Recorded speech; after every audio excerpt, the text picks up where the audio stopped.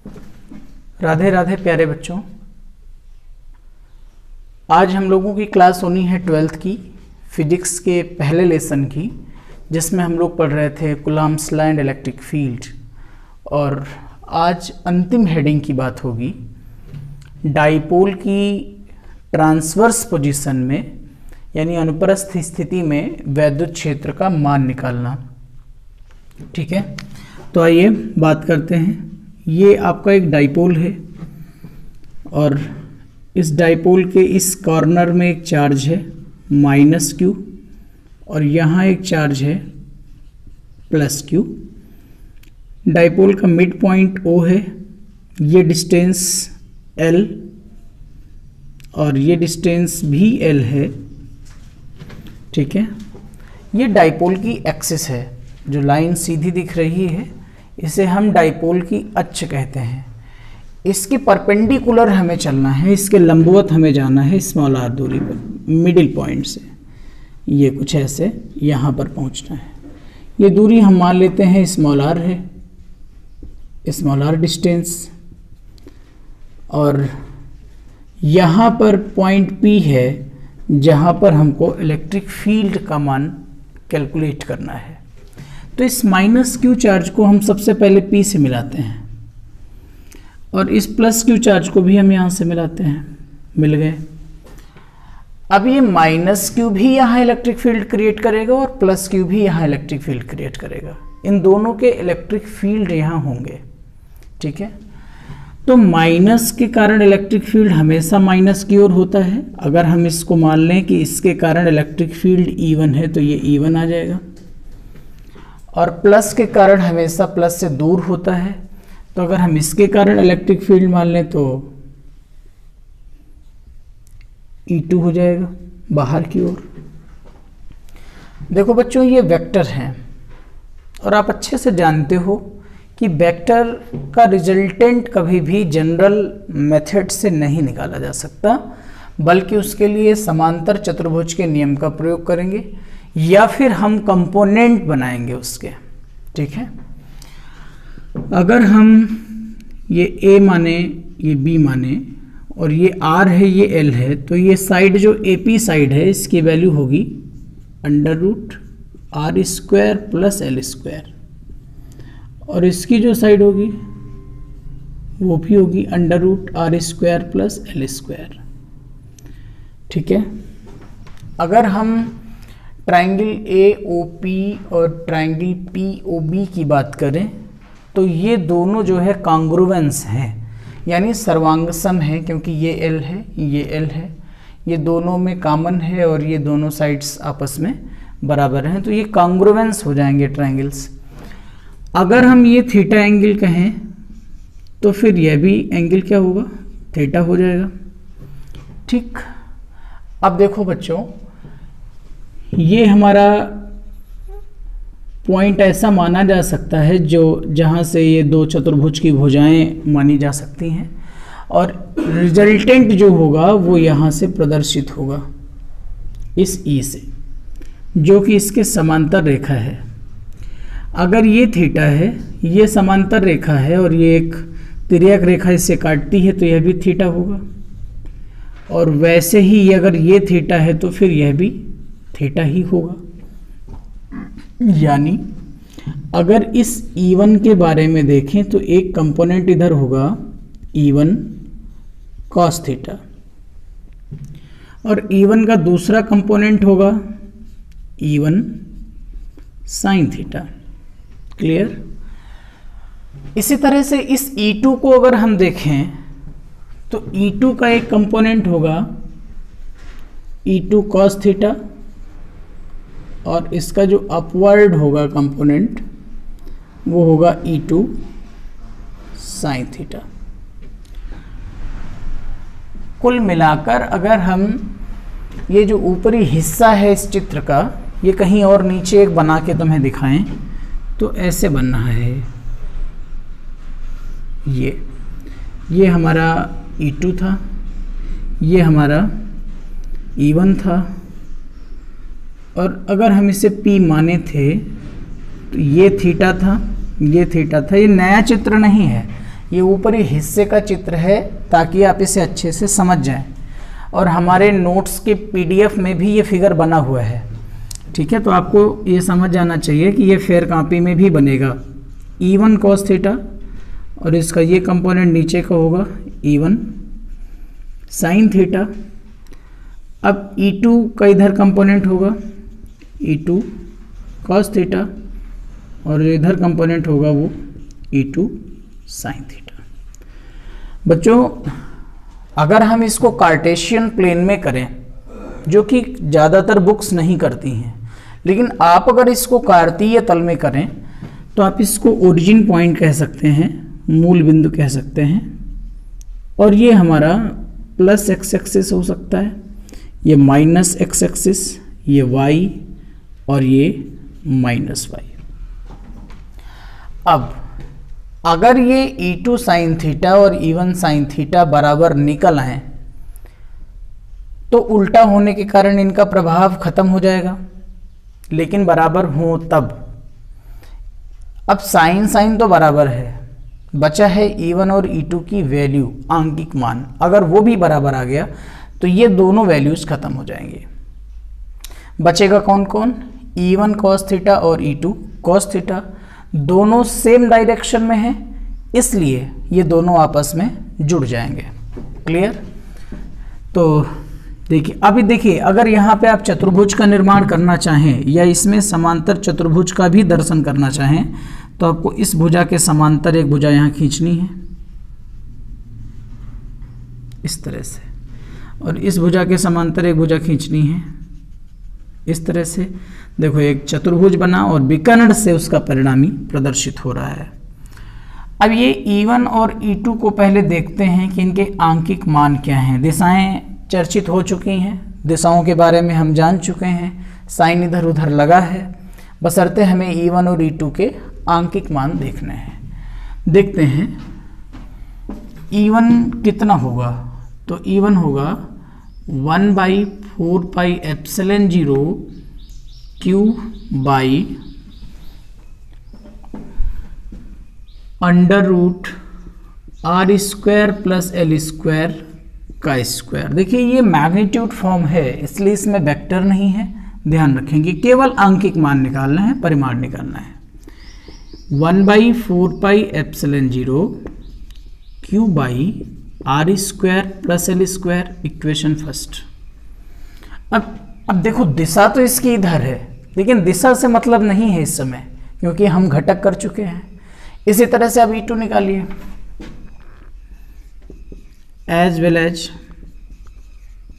भाषा को इसलिए नहीं लिख रहे हैं क्योंकि आप सभी लोगों के पास हमारा PDF पहुंच चुका है, जितने भी लोग हमारे कॉलेज में हमसे पढ़ते हैं, तो इसलिए आपको जो है इसकी ज़रूरत नहीं है कि हम यहाँ लैंग्वेज लिखें। इसको भी सेम करेंगे, ये लाइन सेम, उधर भी डिस्टेंस वही है, तो R square plus L square ही आएगा। ये दूसरा इक्वेशन, यानी हम कह सकते हैं कि mod of vector E1 equals to mod of vector E2, अर्थात दोनों की मैग्नीट्यूड्स आपस में बराबर हैं। अगर बच्चों मैग्नीट्यूड्स आपस में बराबर हैं तो E1 साइन थीटा और E2 साइन थीटा एक दूसरे को कैंसिल कर देंगे। तो हम यहाँ बता देंगे along y axis E1 sin theta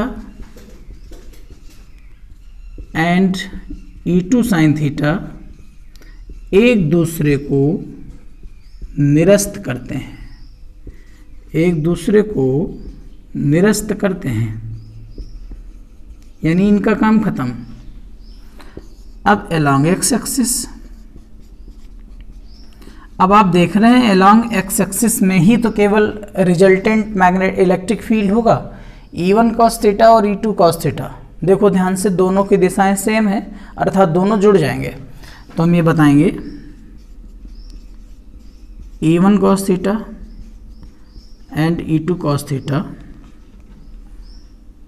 same direction में है,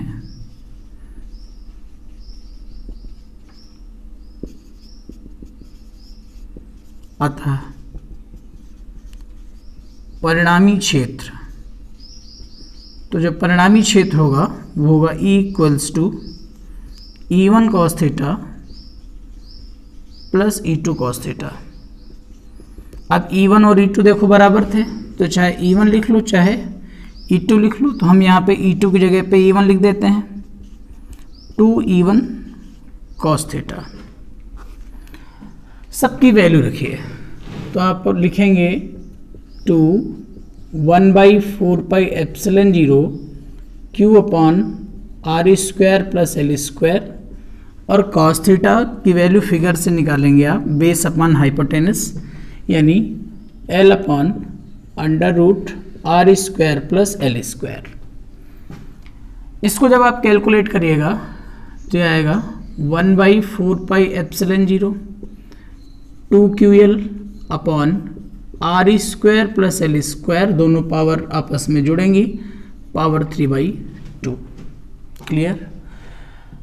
डाइपोल मोमेंट की परिभाषा से आप जानते हैं कि ये P है, तो आप लिख सकते हैं 1/4πε0 P by R square plus L square की पावर 3/2। अब कंडीशनल बात आती है, जो आपकी बुक्स अप्रोच करती हैं वो कंडीशनल बात आती है कि चूंकि आर स्क्वायर बहुत बड़ा है एल स्क्वायर से, इसलिए आप इसको छोड़ देते हैं, लेकिन ये सवालों में नहीं किया जाता है, मैंने पिछली वीडियो में भी बताया था। तो यहाँ पे आप क्या करेंगे, E equals to 1/4πε0 P upon are square power 3/2 से 2 कैंसिल, यह आया E equals to 1/4πε0 P upon r cube. Right, electric field है, इसका भी वेक्टोरियल फॉर्म होगा। मैंने कई लाइनें स्टार्ट करी हैं क्योंकि आपके पास PDF है, इसका समझने के लिए आपके लिए पर्याप्त मटेरियल हो चुका है।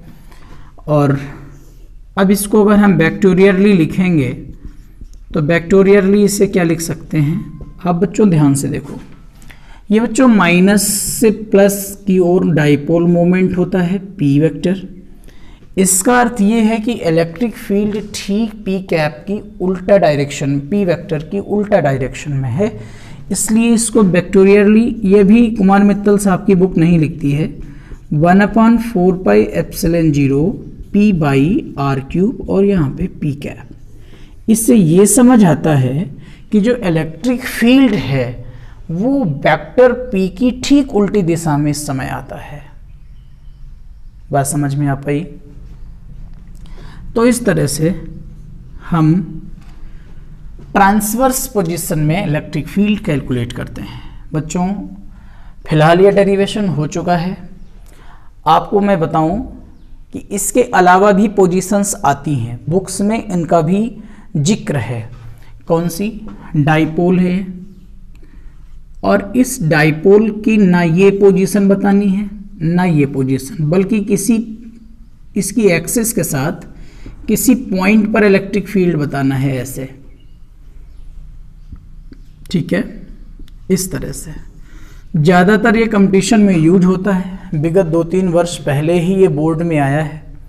मैं आपको इसका फॉर्मूला बता देता हूँ फिलहाल, अगले वीडियो में अगर आप लोग कमेंट में लिखते हैं तो हम डिस्कस भी करेंगे। इसका फॉर्मूला होगा E equals to 1/4πε0 P under root 1 + 3 cos square theta by r cube. ठीक, ये ऐसा फार्मूला है जिससे हम axial position, non axial position, किसी भी पोजीशन में डाइपोल में इलेक्ट्रिक फील्ड कैलकुलेट कर सकते हैं। ठीक है, तो आज की क्लास यहीं तक। और एक बिनाइन रिक्वेस्ट आपसे, मैंने अभी देखा कि जो वीडियोस का एवरेज व्यू टाइम है वो इतना कम है जो नहीं होना चाहिए। आप लोगों के ख्याल से ये बात समझ में आ रही होगी कि दिलीप सर्विस से पैसा कमाने वाले हैं। मैं आपको बता दूं कि ये नारायण पब्लिक इंटर कॉलेज में मेरी क्लास होने के कारण मुझे वीडियो शूट करने पड़ रहे हैं।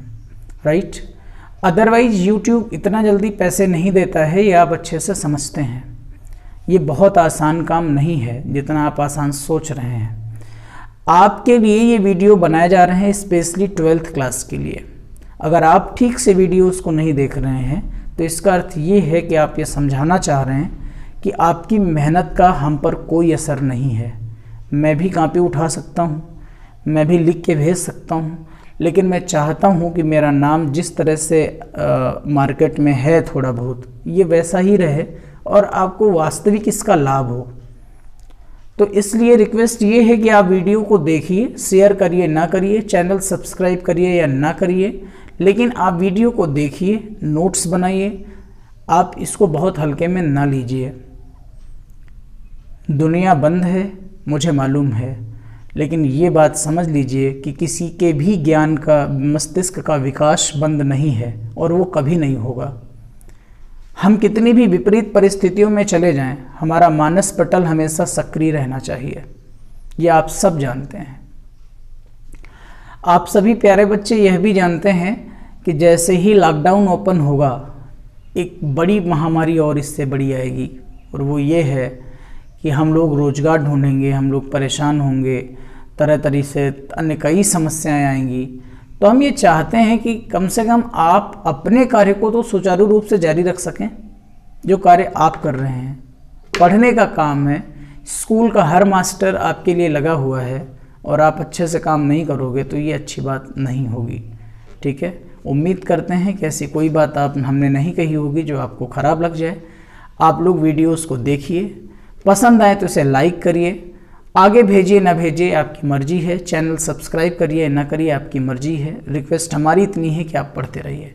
बहुत बहुत धन्यवाद, अपना ख्याल रखिए, बाय।